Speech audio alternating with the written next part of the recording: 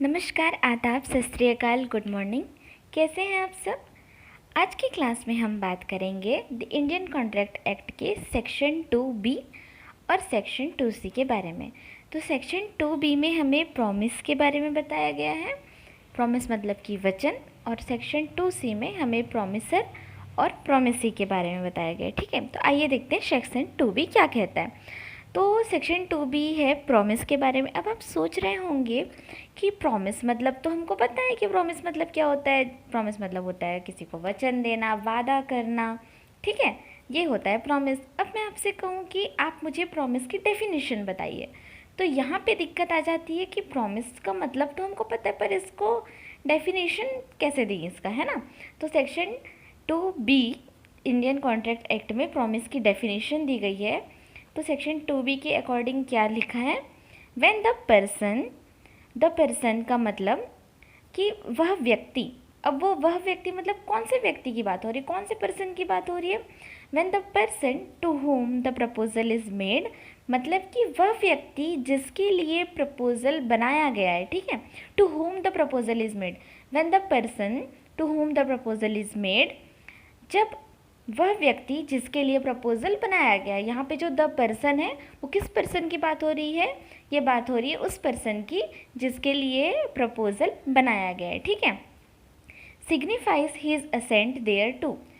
Signifies का मतलब मैंने आपको बताया था संज्ञापित, और असेंट का मतलब था अनुमति या मंजूरी देना। ठीक है, तो signifies his assent thereto, वह व्यक्ति जिसके लिए प्रपोजल बनाया गया है उस प्रपोजल को अपनी अनुमति प्रदान करता है, अपनी अनुमति संज्ञापित करता है। ठीक है, तो यहाँ पे हम इसे ये कहा जाता है कि प्रपोजल को एक्सेप्ट कर लिया गया है। ठीक है, मान लीजिए कि मैं एक मोबाइल बेचने वाली हूँ, मैंने सामने वाले पर्सन को अपना प्रपोजल दिया कि मैं मोबाइल बेचती हूँ, मेरे पास ये मोबाइल है 10,000 की, क्या आप इसे खरीदेंगे। तो जब वो जो सामने वाला पर्सन है, अगर वो मुझे अपनी असेंट दे देता है, ठीक है, जब वो अब मुझे अपनी असेंट दे देता है या बताता है कि हाँ मैं खरीदूँगा, तो यहाँ पे इस चीज़ को, उस सामने वाले पर्सन की असेंट देने को ही हम क्या कहते हैं, accept.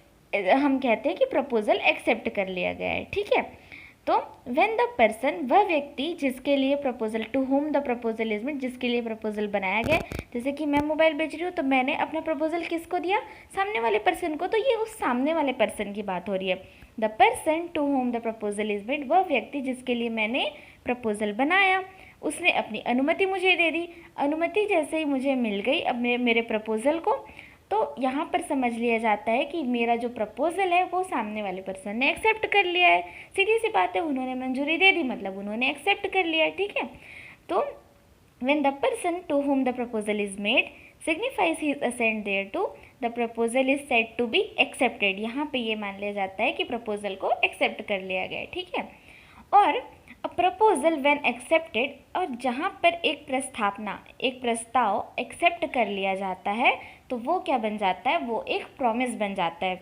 When a proposal when accepted becomes a promise, जब एक प्रस्तावना एक्सेप्ट हो जाती है तो वो क्या बन जाती है, प्रॉमिस। अब यहाँ पे हम कुछ वर्ड्स देख लेते हैं, जैसे कि एक्सेप्टेंस। तो एक्सेप्टेंस को हिंदी में कहा जाता है प्रतिग्रहण। क्या कहा जाता है, प्रतिग्रहण।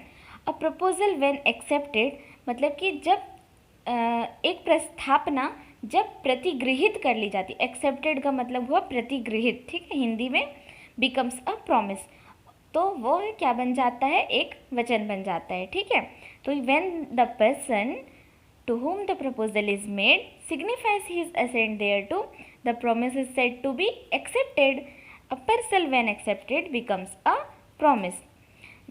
जबकि वह व्यक्ति, ठीक है, जिसके लिए प्रस्तावना की जाती है, उसके प्रति मतलब कि उस प्रस्तावना के प्रति अपनी अनुमति संज्ञापित करता है, तब वह प्रस्तावना प्रतिगृहित हुई कही जाती है। प्रस्तावना प्रतिगृहित हो जाने पर वचन हो जाती है। ठीक है, बिल्कुल सिंपल है। वह व्यक्ति जिसको हमने प्रपोजल दिया है, वो जब उस प्रपोजल को अपनी मंजूरी दे देता है तो हम ये मान लेते हैं कि उन्होंने हमारा प्रपोजल एक्सेप्ट कर लिया है। और जैसे ही प्रपोजल एक्सेप्ट कर लिया जाता है वो एक प्रॉमिस बन जाता है। ठीक है, तो ये था हमारा सेक्शन 2B। अब देखते हैं हम सेक्शन 2C किसके बारे में बात करता है। तो सेक्शन 2C हमें बताता है प्रोमिसर और प्रोमिसी। तो प्रोमिसर को हिंदी में कहते हैं वचनदाता और प्रोमिसी को हिंदी में कहते हैं वचन ग्रहीता। ठीक है, तो द पर्सन, अब वह व्यक्ति, अब ये फिर से वह व्यक्ति आ गया, तो किसकी बात हो रही है, यहाँ पे बात हो रही है the person making the proposal, मतलब वह व्यक्ति जो प्रपोजल बनाता है। ठीक है, जैसे मैं मोबाइल बेचने वाली हूँ तो ऑब्वियस सी बात है कि मैंने प्रपोजल बनाया, तो मैं हो गई ये पर्सन। ठीक है, तो the person making the proposal is called promisor. तो वह पर्सन जो प्रपोजल बनाता है उसको हम क्या कहते हैं, प्रोमिसर, और प्रोमिसर को हिंदी में कहते हैं वचनदाता। ठीक है, and the person accepting the proposal is called promisee, और वह पर्सन जो प्रपोजल को एक्सेप्ट करता है उसको हम क्या कहते हैं, प्रोमिसी। ठीक है, और प्रोमिसी को हिंदी में कहते हैं वचन ग्रहीता।